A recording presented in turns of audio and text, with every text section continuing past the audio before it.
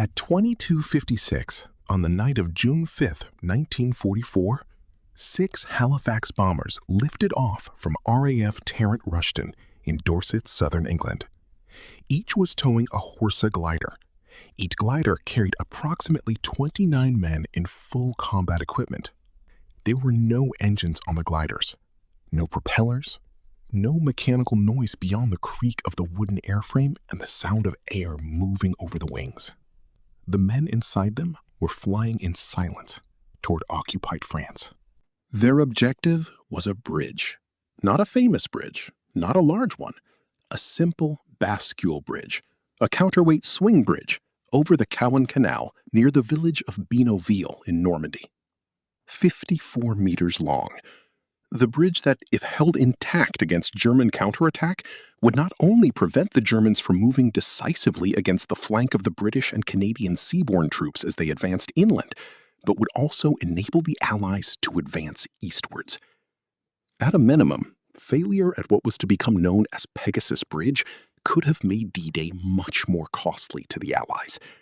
At a maximum, failure at the bridge might have meant failure for the invasion as a whole. 181 men, 6 gliders, no engines, no element of surprise if anything went wrong. The fate of the largest invasion in military history was among the things riding on their shoulders. To understand why a single bridge over a Normandy canal occupied such a critical place in the planning of Operation Overlord, you need to understand the specific strategic vulnerability that it represented. The Allied landings on June 6 would put 5 divisions on 5 beaches along a roughly 50-mile stretch of the Normandy coastline. The easternmost beach, Sword Beach, was the responsibility of the British 3rd Infantry Division. Beyond Sword Beach, to the east, lay the Caen Canal and the Orne River, 2 water obstacles running roughly parallel from Caen northward to the sea. The main tasks of the 6th Airborne Division were to capture the Benoville and Ronville bridges. These strategically vital bridges, if held against counterattack, would not only prevent the Germans from moving decisively against the flank of the British and Canadian seaborne troops as they advanced inland, but would also enable the Allies to advance eastwards. The German 21st Panzer Division was stationed near Caen. If German armor was going to strike the eastern flank of the Allied landings, the specific axis of attack that Allied planners most feared, it would need to cross the Caen Canal and the Orne River. The bridges at Benoville and Ranville were the crossing points. If those bridges were destroyed by the retreating Germans, German armor would be locked west of the water obstacles. If those bridges were held by Allied forces, the 6th Airborne Division east of the Orne, the division that was protecting the entire Allied left flank, could be reinforced and supplied. If those bridges fell into German hands intact, German armor could cross and strike the beachhead from an angle that the seaborne landings had not yet consolidated a defense against. The bridges had to be taken. They had to be taken intact. German demolition charges had to be cut before they could be detonated. And they had to be taken in the first minutes of D-Day, hours before the beach landings, when the German defenders were still disorganized and before they could reinforce the position. There was only one way to do that. The decision to use gliders rather than parachutists for this mission was deliberate and specific. Military planners chose gliders over parachute drops because they could deliver concentrated groups of soldiers directly to the targets. A parachute drop disperses men across a wide area. Even with experienced paratroopers and accurate navigation, a night drop scatters men across hundreds of yards or more, enough that assembly takes time. And time was the one resource that Major John Howard's mission could not afford. The objective was a specific point, a bridge, and the attack needed to hit it with every available man simultaneously, in the dark, with complete surprise. The Horsa glider, a wooden aircraft entirely unpowered, towed to altitude and then released to glide silently to its landing zone, could deliver a concentrated group of soldiers directly to an objective. The gliders had to be released at exactly the right moment to land silently near their targets. The gliders also had another quality that mattered enormously for this specific mission. They were silent. A Horsa glider on final approach, released from its tow cable, descending unpowered toward a landing zone, made almost no noise beyond the soft rush of air over its wings. German sentries at the bridge, who could hear and had been hearing for hours the sound of Allied aircraft overhead, would not hear a wooden glider descending toward them in the dark. The bombers towing the gliders, obviously making noise, were spotted by German sentries long before the gliders landed, but the Wehrmacht infantry were unaware that Allied planes were towing gliders. They heard the bombers. They did not hear what was behind the bombers. Major John Howard was 31 years old on the night of June 5, 1944. He had been born in London, the son of a laborer, and had left school at 15 to work in a furniture shop. He had joined the Oxford City Police in 1938, married a woman named Joy, and was preparing for what looked like a solid, unremarkable life as a police constable when the war began. The Army found in Howard exactly what it needed: a man of exceptional organizational ability, natural authority over other men, and a specific quality that military officers who knew him described consistently: the ability to make his men believe, genuinely, that whatever he asked of them was possible. A natural-born commander who led by personal example, he was immensely respected by his men and highly valued by his superiors. During training, Howard drove his men hard and himself harder. The preparation for the mission was, by Howard's own assessment, among the most demanding training the British Army produced in the entire war. These troops underwent intensive specialized training for 6 months. The soldiers practiced assaults on replica bridges built in England to match their targets. They rehearsed night operations, rapid deployment from gliders, and close-quarters combat tactics. Each man memorized detailed models and maps of the area. The unit practiced until they could perform their tasks in complete darkness. Replica bridges, built in England to the precise dimensions of the Benouville and Ronville bridges, so that the men attacking them in Normandy would be attacking structures they had already attacked hundreds of times before. Every defensive position mapped, every approach route rehearsed, every contingency discussed until it was automatic. The training, repeated many times, was, according to Major Howard, one of the most difficult of the British Army. There was also a specific intelligence advantage that the planning had not anticipated, but gratefully received. Madame Gondray, who understood Jullman, was uniquely equipped to covertly gather intelligence on occupying troops. Unsuspecting German officers who frequented the cafe consequently passed along a wealth of information which made it directly into English hands. The cafe at the end of the bridge. The Gondray family listening to German officers talk. The information flowing back to London and then to Howard's training exercises. At approximately 007 hours on June 6, 1944, the tow cables connecting the first 3 gliders to their Halifax bombers were released at altitude over Normandy. The gliders were on their own, descending in the darkness toward a bridge they had rehearsed attacking hundreds of times. The pilot of the lead glider, Staff Sergeant Jim Walwork, had been trained to crash land as close to the bridge as possible. Not to land gracefully and roll to a stop, to crash, to put the nose of the glider down, dig in, stop hard, and have the men inside out of the wreckage and at the bridge before the noise of the landing had finished echoing. The 3 gliders charged with the bridge of Benouville landed less than 50 meters from the bridge. The surprise is total. 5 of the Ox and Bucks's gliders landed as close as 47 yards from their objectives, 16 minutes past midnight. 47 yards, less than half the length of an American football field. In the darkness, in an unpowered wooden aircraft, after a flight across the English Channel from a different country. The precision of the landing was and remains one of the most extraordinary pieces of airmanship in the history of military aviation. Walwork later lost both eyes in the crash. The impact drove his head through the perspex of the cockpit. He lost consciousness. He came round in time to see D Company pouring out of the glider and running toward the bridge. The young sentry of Slavic origin and barely 17 years old, however, hears a deaf and strange noise a few tens of meters east of the bridge.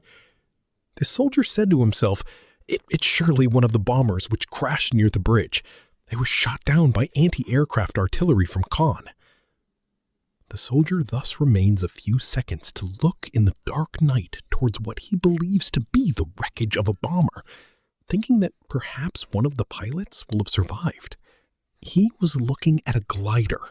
He thought it was a crashed bomber. By the time the confusion resolved itself, D Company was already running. What happened between the gliders touching the ground and the bridge being in British hands took, by the official record, approximately 10 minutes. The attackers poured out of their battered gliders, completely surprising the German defenders, and took the bridges within 10 minutes. 10 minutes! It is a number that, when examined closely, is almost incomprehensible. The gliders had crash-landed. The men inside them, who had been bracing for impact, had to recover from the violence of the landing, orient themselves in the darkness, find their equipment if it had been scattered, identify the bridge that they could see but could not initially see clearly, and then run toward it and fight. At 0:16 hours on June 6th, parachutists and gliders from the Airborne Division, consisting of D Company of the Oxfordshire and Buckinghamshire Light Infantry, began to land east of the River Orne in the Caen Canal. The bridge was captured after a fierce 10-minute firefight, the action all over by 0:26, a full 6 hours before the beach landings. The Royal Engineers who had landed with D Company moved immediately to their specific task, cutting the demolition wires that the Germans had attached to the bridge in preparation for exactly this contingency. Royal Engineers detachments were tasked with cutting demolition wires and removing explosive charges from the bridges. If those wires had been detonated before the engineers cut them, the bridge would have been destroyed. The mission would have failed. D-Day would have proceeded without a crossing over the Caen Canal. They cut them in time. In the first moments of the assault on the canal bridge, Lieutenant Den Brotheridge led his platoon sprinting across the bridge itself, the first Allied soldiers to cross from the occupied to the liberated side of the Caen Canal. Brotheridge had been recommended for officer training by Howard. On June 6, 1944, he was 26 years old, played soccer, and his wife was 8 months pregnant when he ran from his glider leading the first platoon towards the bridge. Within 5 minutes of the glider's landing, the British soldiers had eliminated any resistance from the German troops defending the bridge. However, Brotheridge was found in the road across from the cafe on the other side of the bridge. He had been shot in the neck. He died there, just minutes after his sprint from the gliders only a few hundred yards away across the canal. The first Allied soldier killed by enemy fire that day, but destined to be far from the last. 26 years old. His wife 8 months pregnant. He led the charge across the bridge, was shot in the neck on the far side, and was found dying in the road. He died as the first Allied soldier killed by enemy fire on D-Day. His platoon held the bridge. His name was Dennis Brotheridge. He is buried in the churchyard at Ranville, in a grave that the Gondry family, whose cafe he died in front of, has maintained and honored for 80 years. Just 90 minutes after taking off from RAF Tarrant Rushton in England, Major Howard was able to send the code words ham and jam indicating that both bridges had been captured. Ham and jam. The canal bridge taken. Jam. The river bridge taken. Both bridges intact, both bridges in British hands. The demolition charges cut. The mission complete. The message was received at British 6th Airborne Division headquarters at approximately 03 hours on June 6, 1944. It was one of the first pieces of genuinely good news to reach Allied headquarters on the longest night of the war. What that message meant strategically was this. The eastern flank of the D-Day landings was secure. German armor east of the Orne could not cross to attack the beachhead without fighting through a bridge that 181 British soldiers were now defending with everything they had. The 6th Airborne Division's position east of the Orne could be reinforced when the seaborne forces came ashore. The entire Allied left flank was anchored. All of this secured by 6 gliders. 10 minutes and one word repeated twice. Ham and jam. Taking the bridge was one thing. Holding it was another. The Ox and Bucks were reinforced at 0300 hours by Lieutenant Colonel Pine Coffin's 7th Parachute Battalion and linked up with the beach landing forces with the arrival of Lord Lovett's commandos. The 7th Parachute Battalion, 600 men, arrived at the bridge in the early hours of June 6th, having fought their way through German positions from their scattered drop zones. The battalion distinguished itself in holding a wide bridgehead around Pegasus Bridge against constant enemy attacks, which were often armor-supported.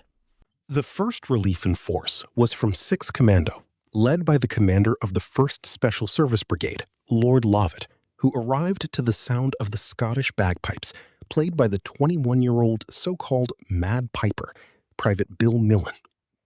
Lord Lovett arrived at Pegasus Bridge at approximately 1300 hours on June 6th, 2.5 minutes late by his own account, for which he personally apologized to Major Howard.